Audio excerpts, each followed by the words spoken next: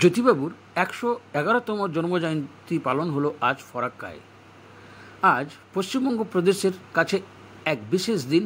১৯১৪ সালের ৮ই জুলাই আজকের দিনটিতেই জন্মগ্রহণ করেছিলেন পশ্চিমবঙ্গ প্রদেশের জীবন্ত কিংবদন্তি প্রয়াত কমরেড তথা পশ্চিমবঙ্গের দীর্ঘকালীন মুখ্যমন্ত্রী সম্মানীয় জ্যোতি বসু। ১১১তম জন্মজয়ন্তী পালিত হলো আজ ফরাক্কা ব্যারেজ DYFI এর অফিসে ফরাক্কা CPIM নেতৃত্বের সঙ্গে। উপস্থিত ছিলেন ফরাক্কার প্রায় সকল নেতৃত্ববৃন্দ। ১৯৭৭ সাল থেকে ২০০০ সাল পর্যন্ত দীর্ঘ ২৩ বছর তিনি মুখ্যমন্ত্রীর দায়িত্ব পালন করেছেন পশ্চিমবঙ্গের। পরপর তিনি দুইবার ভারতের প্রধানমন্ত্রী হওয়ার সুযোগ পেলেও দলীয় নেতৃত্ব প্রধানমন্ত্রীর পদ না চাওয়ার কারণে তিনি দলের নিয়ম মেনে প্রধানমন্ত্রীত্বের পদ গ্রহণ করেননি। ওনার রাজনৈতিক কর্মজীবন ছিল দীর্ঘ 7 দশকেরও বেশি সময় ধরে। ভারত, বাংলাদেশ ও ফরাক্কার গঙ্গার জল বন্টন চুক্তির অন্যতম পুরোধাহ ছিলেন তিনি। ১১১তম জন্মদিনে ওনার ছবিতে মালা দিয়ে এবং পুষ্পার্ঘ্য নিবেদন করে শ্রদ্ধা জ্ঞাপন করেন দলীয় কমরেডরা। দিনটিকে স্মরণীয় করে রাখতে আজকের দিনে ফরাক্কা CPIM নেতৃত্ব এবং DYFI এর পক্ষ থেকে 5টি বৃক্ষের চারা রোপণ করা হয় ফরাক্কা ব্যারেজ প্রজেক্টের মধ্যে।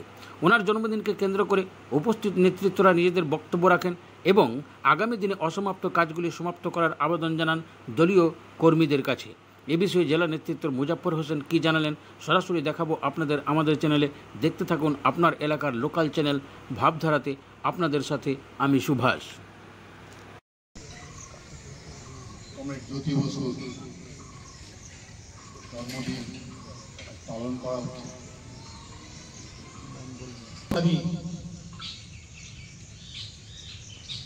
উপাধি পাচ্ছেন জ্যোতি বসু, সেই রকম কোনো উপাধি প্রয়োজন নেই। তিনি একটা উপাধি নিয়েই মানুষের কাছে আছেন, জনগণের নেতা, জননেতা। তিনি সারা পৃথিবীর বুকে একটা ইতিহাস তৈরি করেছেন। জীবদ্দশায় শুধু নয়, আজকের দিনেও পৃথিবীতে এই ইতিহাস নেই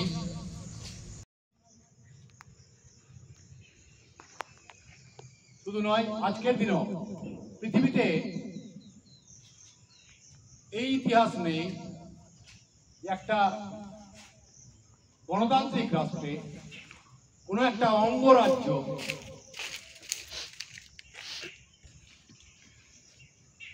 27 বছর ধরে তার নেতৃত্বে মুখ্যমন্ত্রী ছিল এবং তারপরেও আরো 7 বছর 34 বছর একটা অঙ্গরাজ্যে বামপন্থীদের সরকার। এটা ভারতবর্ষে নয়, গোটা পৃথিবীতে একটা ইতিহাস। আর তাছাড়া জ্যোতি বসু সম্পর্কে অনেক কিছু বইপত্র, বিভিন্ন লেখকের লেখনী আছে, আমি সেগুলো বলতে চাই না। আমার ব্যক্তিগত জীবনে আমি 3 বার জ্যোতি বসুর সঙ্গে মেলার সুযোগ পেয়েছি। একটা ছাত্র অবস্থা, তখন আমি গ্র্যাজুয়েশন কমপ্লিট করছি, রেজাল্ট বেরোয়। সেই সময় সম্ভবত পুজোর আগে পরে সময় প্রথম যোগাযোগ হয়। আমরা তখন স্কুলে পড়ি, আমাদের একটা আত্মীয় ছিলেন তখন বামপন্থী নেতা বর্ধমান। আমার বাড়ি বর্ধমান। বিনয়বাবু, হরেকৃষ্ণ কুমার এদের জন্মস্থান বর্ধমানে। একটা সময় ছিল বর্ধমানকে বলা হতো লাল দুর্গ। আজকে ভালো তো সব আপনারা জানেন। তো তখন আমাদের লোকাল লিডারদেরও আমরা ভগবানের উপরে জায়গা দিতাম। এমন এমন তাদের মানসিকতা এবং তাদের চলন বলন এমন ছিল, আমরা ভাবতাম লোক মানুষ না ভগবানের কাছাকাছি। সেই রকম একবার জ্যোতিবাবুর সঙ্গে দেখা করার সুযোগ হয়েছিল। দেখা করার জ্যোতিবাবুকে দেখতে যাওয়া। আমাদের সারা ভারত কৃষক সভা হয়েছিল 70 সালে বোরসুলে। তো আমরা বর্ধমান টাউন থেকে বোরসুল প্রায় 16 কিলোমিটার রাস্তা। আমরা বিরাট মিছিল করে ওই কৃষক সভায় গেছিলাম। সেই কৃষক সভায় প্রথম জ্যোতিবাবুকে দেখি, হরেকৃষ্ণ কুমার, আরো সমস্ত তৎকালীন নেতৃত্ব এবং সর্বভারতীয় নেতৃত্ব এখানে উপস্থিত ছিলেন। বিটি রণদেবী, তারকেশ্বরী সিংহা, এইরকম সব বিভিন্ন জন তখনকার যারা ছিলেন সবাই ওখানে উপস্থিত ছিলেন। তাদেরকে দেখা, সেই প্রথম জ্যোতিবাবুকে দেখি এবং তার বক্তৃতা শুনি। 1914 সালে 8ই জুলাই জন্মগ্রহণ করেছিলেন এবং আপনারা জানেন তিনি একদিকে মৌলবাদ,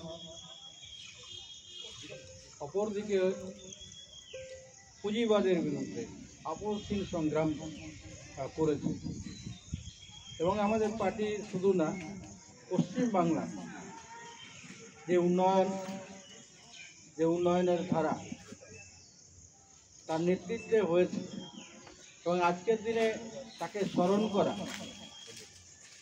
আমাদের ডিওয়াইএফআই বলেন, আমাদের যে পার্টির সিপিআইএমের যে গণসংগঠন আছে তাদের পক্ষ থেকে গোটা রাজ্য জুড়েই আজকে এই দিনটাকে আমরা উদযাপন করছি।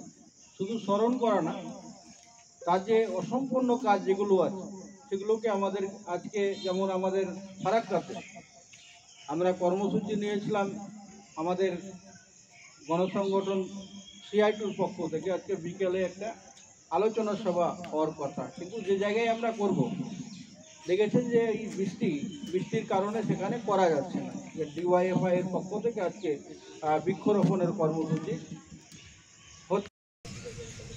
আমাদের শ্রদ্ধেয় নেতা, সিপিএম পার্টির শ্রদ্ধেয় নেতা কমরেড জ্যোতি বসু 1914 সালে 8ই জুলাই জন্মগ্রহণ করেছিলেন এবং আপনারা জানেন তিনি একদিকে মৌলবাদ, অপরদিকে পুঁজিবাদের বিরুদ্ধে আপসহীন সংগ্রাম করেছেন এবং আমাদের পার্টি শুধু না, পশ্চিম বাংলা যে উন্নয়নের ধারা তার নেতৃত্বে হয়েছে এবং আজকের দিনে তাকে স্মরণ করা, আমাদের ডিওয়াইএফআই বলেন, আমাদের যে পার্টির সিপিআইএমের যে গণসংগঠন আছে তাদের আজকে কমরেড জ্যোতি বসুর 111তম পালন করছি আমরা। শুধু এখানে না, কমরেড জ্যোতি বসু প্রাক্তন মুখ্যমন্ত্রী না, জননেতা ছিলেন এবং কিংবদন্তি নেতা। তিনি একটা অঙ্গরাজ্যে 34 বছর একটা সরকার, পশ্চিমবাংলায় বামপন্থী সরকার ছিল এবং সরকারে থাকাকালীন যে সমস্ত কাজ তিনি করে গেছেন, তার যে মন মানসিকতা, সেটা আজকের দিনে খুব প্রয়োজন স্মরণ করা, তাকে স্মরণ করা। বিশেষ করে যে তার যে ত্যাগ, মুখ্যমন্ত্রী থাকাকালীন অবস্থায় বলছে যে অন্য কাউকে আনা হোক, আমার হয়ে গেল অনেকদিন।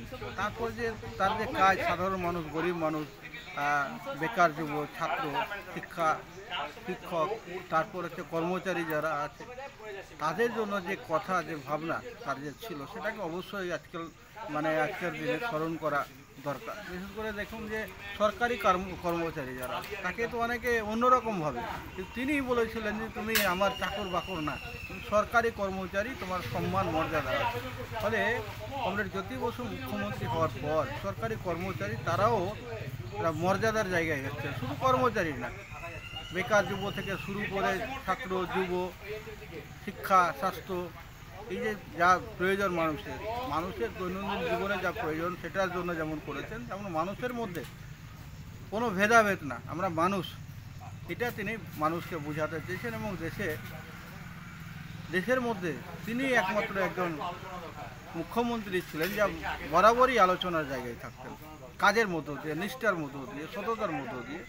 এখন তো বর্তমান মুখ্যমন্ত্রী দেখছেন, তার সঙ্গে কি পার্থক্য হয়, এটা গোটা দেশের মানুষই মনে করছে, স্মরণ করছে আরেকবার। ফলে তার যা ভাবনা চিন্তা, সেটাকে আলোচনা করা, তার ভাবনা চিন্তাকে আরও প্রসারিত করার জন্য আজকে আমরা ডিওয়াইএফআই তার পক্ষ থেকে আজকে আলোচনা সভা যেমন সংক্ষিপ্ত ছিল, তেমন বৃক্ষরোপণ এর মধ্য দিয়ে তার জীবনটা, তার তাকে স্মরণ করা, জননেতা কমরেড জ্যোতি বসু তাকে স্মরণ করা যা কর্মসূচি ছিল। আজকে আমরা ফারাক্কায় এটা ব্যারেজে আমরা বৃক্ষরোপণের মধ্য দিয়ে আমরা উদযাপন করলাম। সদ্য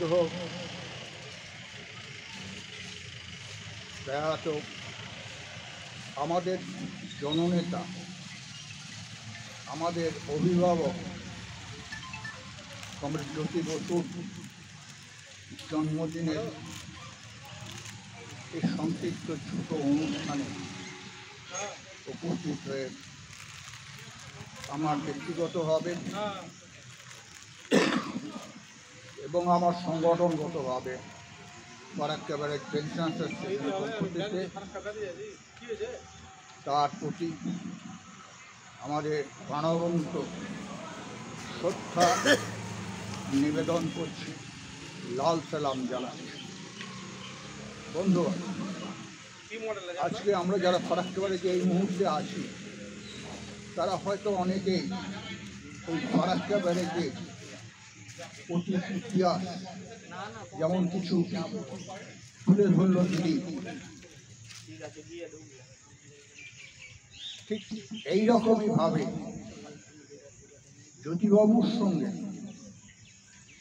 আমি বলতে পারি গর্বের সঙ্গে প্রিয় বন্ধু হাসনাদের সংস্পর্শে এবং দুজনায় একসঙ্গে কাজ করার পরিপ্রেক্ষিতে আমাদের বহুবার সুযোগ হয়েছে আমার জ্যোতিবাবুর কাছে যাওয়া।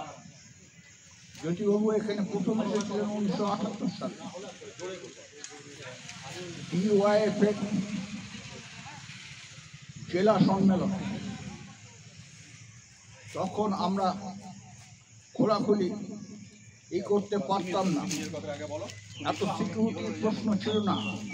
ভাবলে অবাক হবেন, এই অঞ্জন ঘোষ মারা গেছে ছেলেটি, যদুদা, আমি, সিকেন্দার, ওই এর বাবা, মিলনের বাবা,